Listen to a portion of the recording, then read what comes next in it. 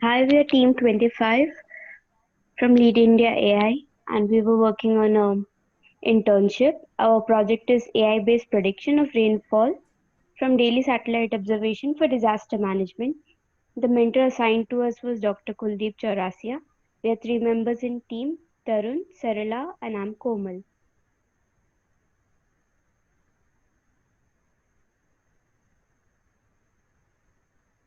I'll be giving a brief introduction about how the rainfall has been affecting our life. We all know that rainfall is a major factor causing disaster, be it flood, landslide, erosion, or thunder.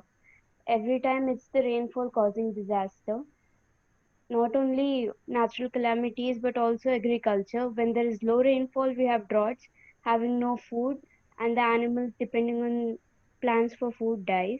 And having high rainfall kills the plant because there's fungus growth and stuff. So having appropriate amount of rainfall is important, and if not appropriate amount of rainfall, predicting how much rainfall we'll be having will always be helpful in order to face all the calamities perfectly.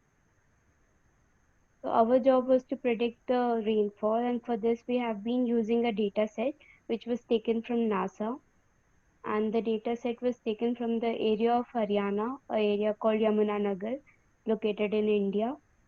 And the data set has total of 9 parameters including date, time, temperature, humidity, pressure, wind speed, wind direction, rainfall, and shortwave irradiation. And the data we had is for like 40 years, which is sufficient for predicting appropriate amount of rainfall. The figures shown in the PPT predict like the nature of all the 9 factors. We can see there are some peak values and most of the graphs are very regular. We'll now move on to methodology.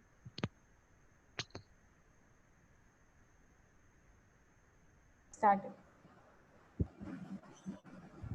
So now in the methodology, we the flowchart describes the methodology used during designing of the model. Data preparation is crucial for the deep learning models, as good data gives accurate and reliable predictions, while the bad data used gives misleading results. Now, on to the first step of the methodology. We load the data set and set the data column as index. We will parse the dates and convert to data format. As data is continuous gap of 24 hours, no need to modify the data. On to the second step, the data pre-processing.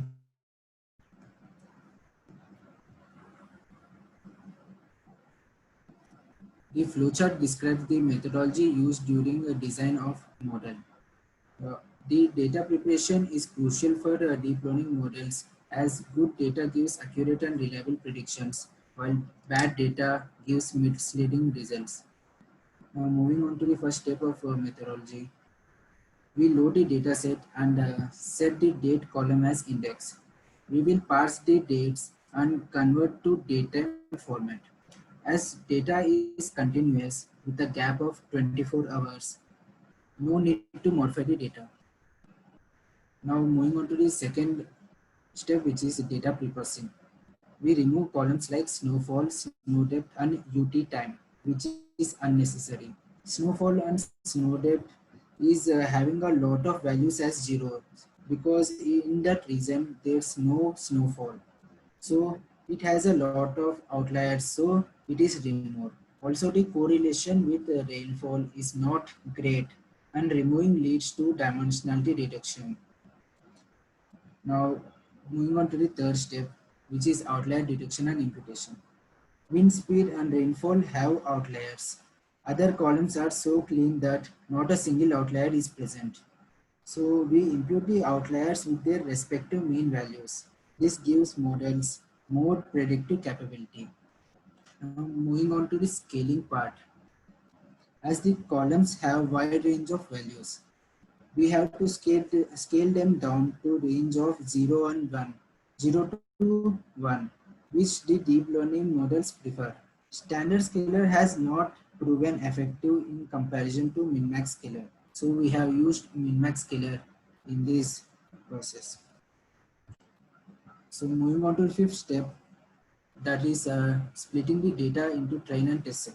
We split data into 34 years of train and 6 years of test set as test data. So model has good amount of data to train and to evaluate the model accurately. Now moving on to the fitting the model, we fit the model with Adam Optimizer and metrics as RMSE, which is a general metric for time series. The loss function used is mean square error. So validate the model. We validate the model's performance with the root mean square error metric. The lesser the root mean square error, the better is the model's predictive power and hence better predictions. We compare models in this step.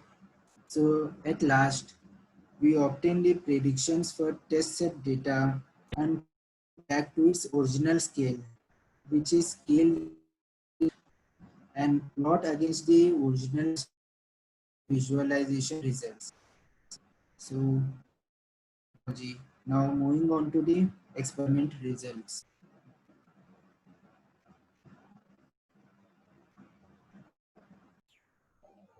So we have reached the results part.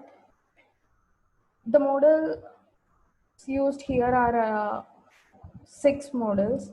We have used the multi-headed CNN, simple LSTM, encoder decoder LSTM, CNN LSTM, encoder decoder, stack GRU, and stack LSTM.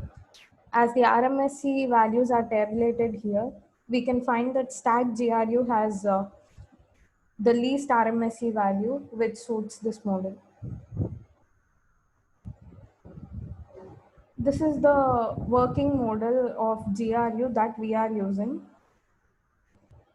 Here, the first is the input layer and next it goes to dense layers. The question marks in the input refer to batch size and timestamp, which is of our own choice. It is given while running the model. These are the plots for predictions. The blue lines represent the actual rainfall and the red represent the predicted rainfall. In the x-axis, we have test data in years, and in the y-axis, we have rainfall in millimeters. The first graph represents the CNN model. Though it is able to predict, RNNs are better as they have a memory component. The below one is the simple LSTM. Next, when we compare encoder decoder LSTM and CNN LSTM, encoder decoder was able to predict the high values but with less accuracy, so we have not chosen both of them. While coming to the stack GRU, we find the predictions more accurate when compared to the stack LSM, but very slight difference between them. So as we have seen in the graph, stack GRU was able to predict with more accuracy and least RMSE values, but it was unable to predict the peak values. So this is the only drawback that we can get from this stack GRU.